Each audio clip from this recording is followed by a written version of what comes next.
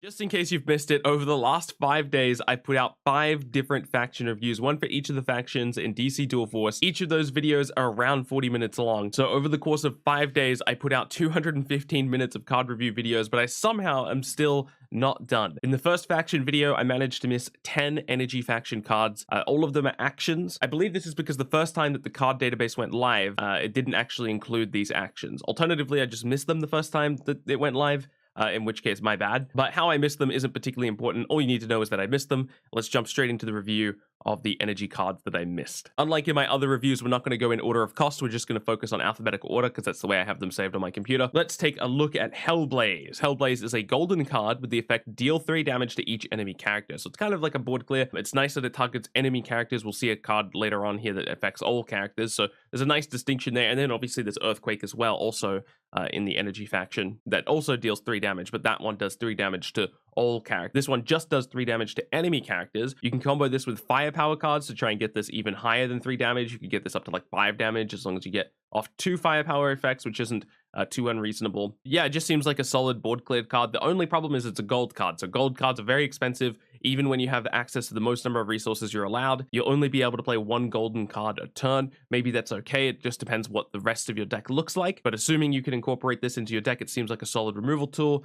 a solid board clear, and more defensive energy strategies are probably going to run this card, mainly because it's just the best board clear option they have. So like I said, they do have access to Earthquake, but this is probably a better option even though it's a golden card. Imbue the Lightning, another lightning bolt card. This is a bronze card. It reads, after a friendly character attacks this turn, create 2 lightning bolts in your deck. Just for a reminder of what lightning bolts are, here they are. They're a free energy action that can only be generated by card effects. You cannot put this card in your deck. It reads deal 2 damage and draw a card. There's a ton of cards inside of the energy faction that synergize with this lightning bolt effect. Imbue with lightning is occupying this middle ground space where it kind of synergizes with the flurry package because you can get off 2 different attacks and then generate like 4 lightning bolts in your deck, but it also synergizes with the lightning bolt side of the energy faction. So maybe there's some type of hybrid list you can get away with running, or perhaps this is just good in a lightning bolt package, or perhaps this is just good in a flurry package. I like that there's so much synergy that this card has. I like that there's an overlapping theme. I don't know if this is worth the bronze action in either of those builds though. I would imagine that if this card sees play in any optimized deck, it'll be some type of mono energy deck that's really focused on lightning bolts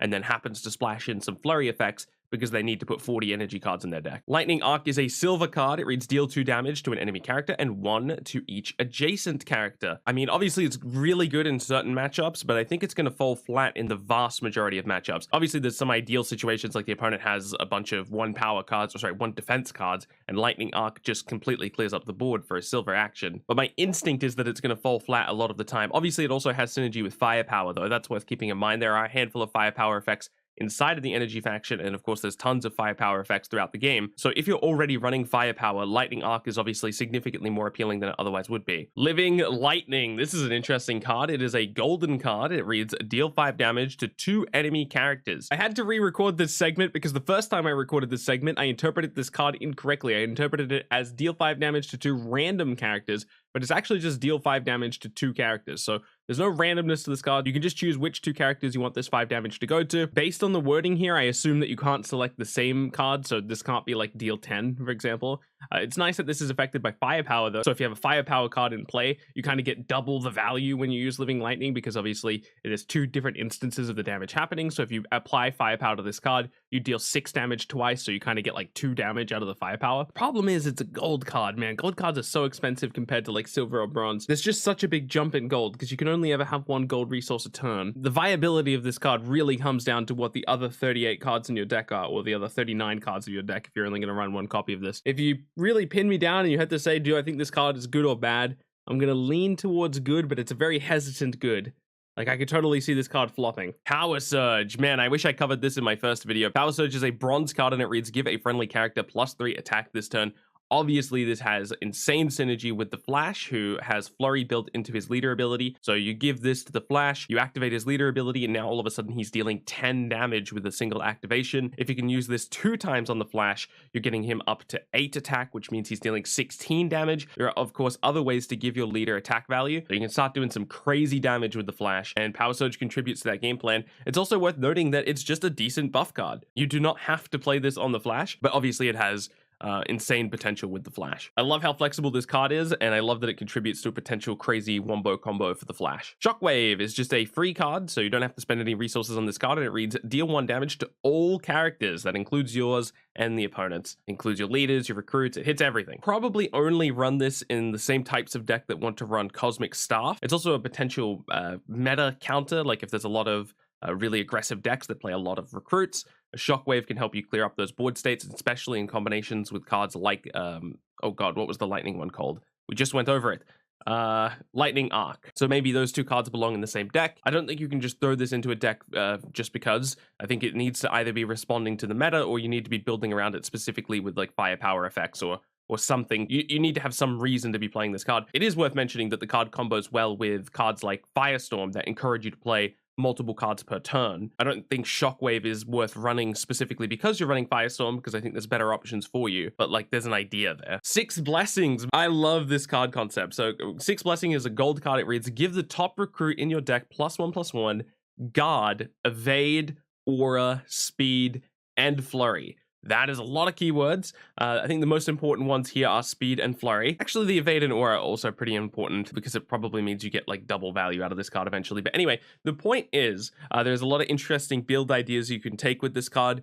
For example, what if, I mean, I don't think we're at this stage yet, just judging based on the cards that we have available to us. I don't think we're at a stage yet where you can just build a deck that has like 1 or 2 recruits, that 6 Blessings will always hit those recruits, and then you just build the rest of your strategy around action cards and action cards that would otherwise generate recruits. There is an idea there though, and it's worth keeping in mind because you could potentially do some crazy combo stuff with 6 Blessings. You could also just totally take the opposite route, and instead of building your deck with almost entirely actions and just a handful of recruits, you could build entirely recruits and just have this card be literally your only action, in which case when you draw it and you play it, you know for sure I'm going to draw a recruit, and if you've built your deck in such a way, you know that that recruit should have a favorable interaction with this effect. Throwing this in just like a normal deck seems not like the greatest idea ever, because you invest a gold resource, you give the top recruit in your deck +1/+1 and all of these keywords, and then you draw one of your action cards and it's not a recruit, and you're super sad. But it's a card to keep your eye on for the future of DC Dual Force, because obviously it has some insane potential. Supersonic Punch is a silver card, and it reads, give a friendly recruit +3 attack and invincible this turn. So for a while I actually thought this card wasn't any good. Like, I compared this card to Power Surge, which is one of the cards we went over earlier in this video. Is the invincible really worth the extra resource? Well, not the extra resource, but like the silver resource over the bronze resource. Is that really worth that upgrade? I started to think about it, and I slowly convinced myself that it is. Aggressive flash decks or aggressive energy deck that run a lot of cheap cards with flurry, they're going to have a really hard time when the opponent starts playing silver cards. Sure, Liberty Bell, Darla, Max Mercury, all of these cards are great at developing early game damage, but once the opponent starts playing cards like Superboy, Steel, any of these good statted recruits in the silver category, it's really difficult for your board to be able to deal with those and then also still apply damage afterwards. If we throw Supersonic Punch on top of any of our flurry cards, all of a sudden this becomes a great board clear tool, and then we can go back to dealing damage the following turn. Only problem with Supersonic Punch is it really sucks to top deck in a lot of situations. If we need to develop a recruit and we don't draw one, and instead we draw Supersonic Punch, that is bad news for us. But I definitely want to try this out in like an aggressive flash deck, because I think there's a lot of potential there for dealing with those type of mid-range decks that would otherwise sometimes be a bit too much for us to deal with. Oh, and that's it. I thought there were more. That felt really fast compared to some of the 40 and 50-minute videos I've done on my faction reviews so far. Thank you so much for bearing with me throughout all of these card review videos. It has been a blast recording these, and I really appreciate all the support on the review videos. I want to remind everybody that we have a DC Dual Force community Discord. Please come join it and hang out with us. I haven't said this publicly anywhere yet, but I am indeed invited to the streamer beta, so I will be playing the game this weekend, which I'm very much looking forward to,